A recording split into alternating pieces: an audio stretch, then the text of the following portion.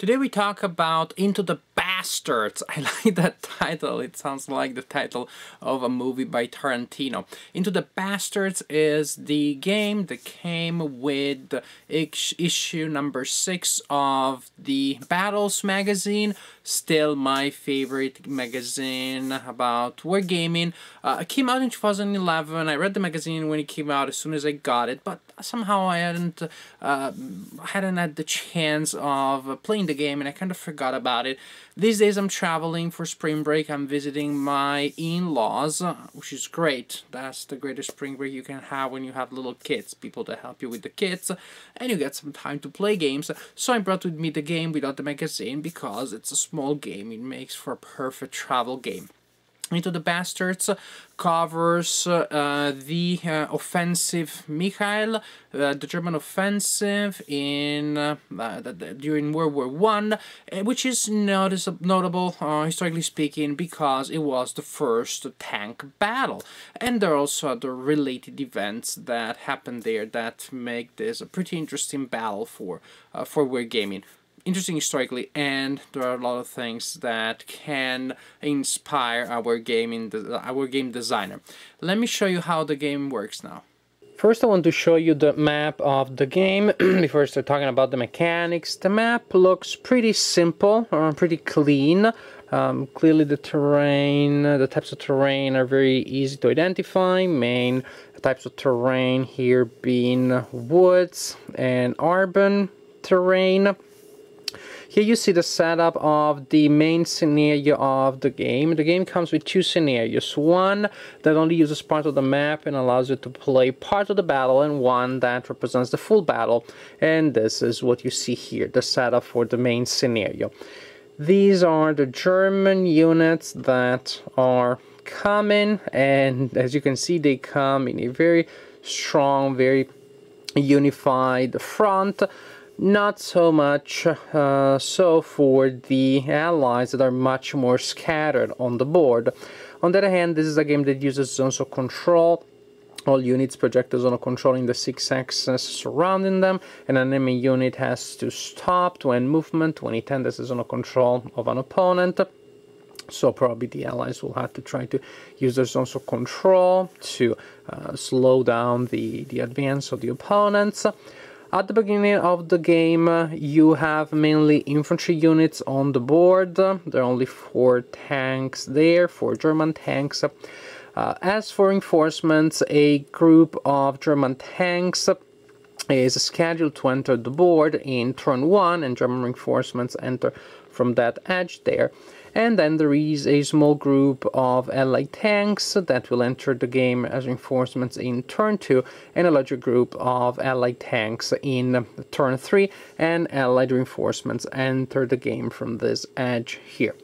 The Allies also have a group of Australian reinforcements led by a British unit, but these will enter the game only according to a specific rule. Units in this game are divided in tanks and infantry battalions. The different symbols on the counter will tell you what type of unit that is. Also, different models of tanks are represented by different silhouettes. The counters will show setup information, but not the traditional values that you expect on war game counters, such as movement factor, combat factor. No, the only other piece of information on a counter that you have is a number of medals that can go from 1 to 4. These medals represent action points. You spend medals to allow your active units to perform actions. So there's a lot of flexibility here in the way in which you can spend your medals. For example, when you're activating a unit, you could spend a medal or several medals for movement. Each medal that you spend for movement generates 2 movement points for an infantry unit and 4 movement points for a tank. And then you move from X to X, paying the cost for each type of terrain that you enter. Of course, certain types of terrain will be more expensive than others. Also, infantry units will have to pay an extra cost in movement points to enter enemy zones of control. Tanks do not have that penalty. That means that with infantry units it is particularly hard to move fast, move far, and then launch an attack in the same turn. Very often you will have to spend a turn just to approach the opponent and to get adjacent to the opponent, or one hex from the opponent, and then next turn you do the final run and you attack, or you simply maybe you're already adjacent and you attack then. Because attacking is an action that costs points. A tank can attack an enemy up to 3 hexes away as long as there is a line of sight. An infantry unit needs to be adjacent to attack an opponent. You can spend medals to attack. Of course, you can only spend the medals that you still have. Each medal that you spend to attack in regular combat generates a die that you can roll. And on a 4, 5, or 6, you have hit your opponent. However, there are penalties to this, to the dice that you roll, die roll modifiers based on several circumstances, for example, terrain that the opponent is in. For example, these units are in trenches. That's a very good defensive position. When tanks are the target of an attack, you do not take terrain into account. You just look at this table and you see other modifiers that may apply based on, well, which tank is attacking which and which infantry unit is attacking which tank. And by the way, as you can see, most infantry units are completely powerless against tanks. Only German battalions can attack whipped tanks, and that's pretty much it. Otherwise, usually you need tanks to destroy tanks. So tanks are pretty powerful, but at least they have other types of limitations. For example, when they move, if a tank enters an X that costs more than 1 movement point to enter, then the tank must roll a die and the tank may break down. Then you will place that counter on the tank, and that tank now can't move anymore until it is repaired. Each turn you will roll a die to see if you manage to repair the tank. It may also be that when you execute the die roll, the result is that the tank is lost for good. Another limitation that tanks have is in the location of their targets. They cannot attack into forests or into urban hexes. Actually, they also cannot attack out of forests or urban hexes. Still, pretty powerful units. So that was regular combat. Assault. Assault is a particularly expensive action. You need 3 medals to launch an assault, and you already need to be adjacent to an opponent at the beginning of the assault. Then when you are launching an assault, you, suppose that unit is assaulting that one, you enter the hex of the opponent, and you roll a die for each medal that you have on your counter. Then you will hit with a 4, 5, or 6. If the attacking unit has more medals than the target, you hit on a 5 or 6 if the attacker has an equal number or less medals than the target. It is a particularly powerful form of attack. It is good, especially if the defender is in a good defensive position. It can be pretty risky though, because, well, you roll the die, and if you inflict enough hits to destroy the opponent, hooray for you, the opponent is eliminated. But if you do not eliminate the opponent in the assault, then the attacker is eliminated.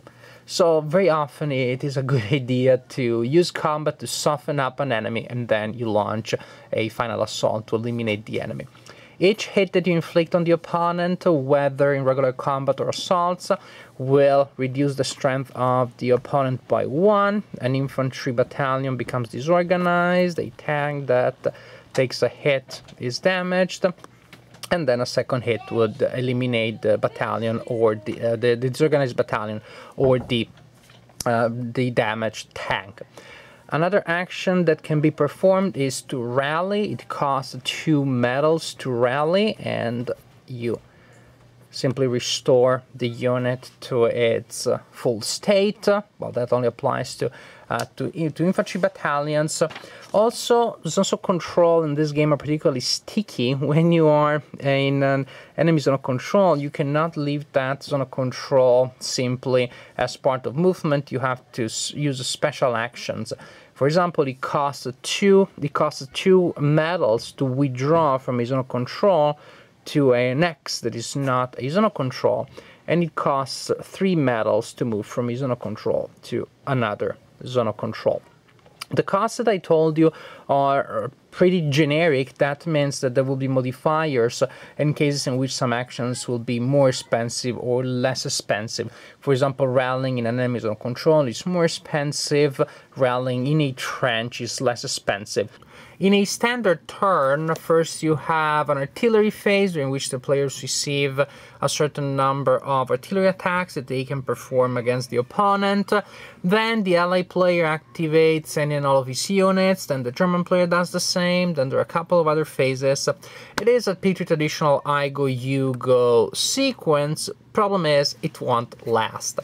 What you see here is the battle intensity track that has a battle intensity marker on it. Each time that an infantry battalion is eliminated, or each time that an infantry battalion launches an assault, the battle intensity marker goes up 1 box on this track, and sooner or later it will reach the confusion point, which is indicated by a confusion marker, and the position of the confusion marker on that track depends on the scenario that you're playing and on the phase of the battle. When that moment happens, when the battle intensity reaches the confusion point, then you forget about the standard sequence of activations, and the game devolves into, it depends on how you say it, it changes into a chit pull game. From that moment on, units are activated by drawing activation chits from a cup. And 5 such chits are drawn each turn and resolved in the order in which they're drawn. The situation of chaos, when it happens in the first day of the battle, lasts until turn 7, which is a night turn. In that case, then the battle intensity marker, at that point, the battle intensity marker is reset, and you start then from turn 8 playing the second day of the battle, in which, well, confusion sooner or later will hit again, and then the game again will change from a standard sequence type of game to an activation chit game.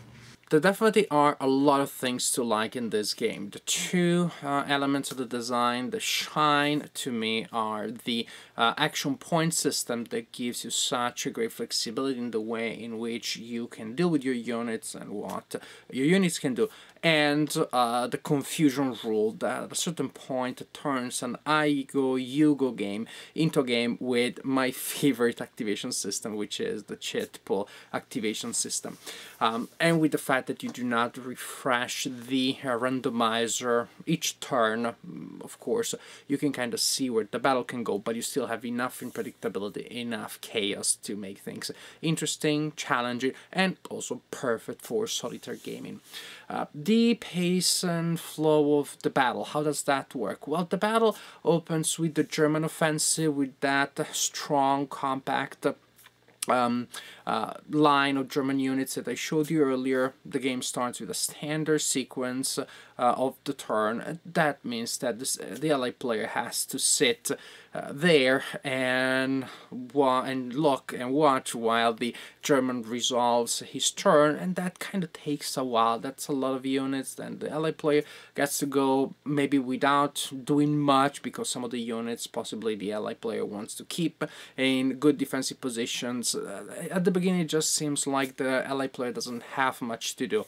Then all hell breaks loose when chaos happens, and there, that is when the game, at least to me, becomes more exciting, more fun, more stuff can happen. There's a variety of events that can happen that you do not have in the standard turn. Fun stuff. The night between the 2 days of the battle, that's a very important moment. A couple of things happen that I didn't have the time to cover in my review. Some units will retreat, and if they do not exit the board, and if they do not meet an opponent, then they get to be ordered again. The battalions that are disorganized. The Australians come in. These Australians are tough. That group of Australian reinforcements is particularly strong, excellent fighters. They launch a Night Attack, they can easily retake control of gains that the Germans may have been able to acquire in the first day of the battle. Powerful stuff, fun stuff. I found that the game can easily end in a draw, which is perfectly possible if both players defend their objectives and do not manage to conquer objectives of the opponent. That can happen, and that may be a temptation, that of being too defensive, that the ally player may have, especially at the beginning of the game, because at the beginning of the game you do need to slow down the advance of the Germans. Then, if you manage to do so, possibly in later phases of the game, you will want to not just recover terrain to defend your possessions, but also to take control of objectives that will allow you to win the game, not just to avoid losing the game. Again, because a draw may perfectly happen. I don't dislike that idea. I don't dislike it at all, personally.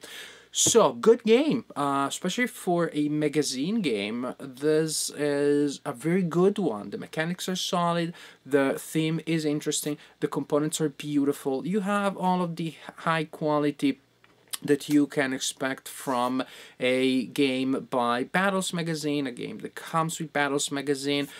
I read the magazine back in the day when it came out in 2011. I don't recall all of the articles specifically, but I know one thing, that there hasn't been a single issue of Battles Magazine that I did not enjoy greatly reading, that there isn't a single one that disappointed me. Therefore, it is only safe to infer that I enjoyed this one very much too.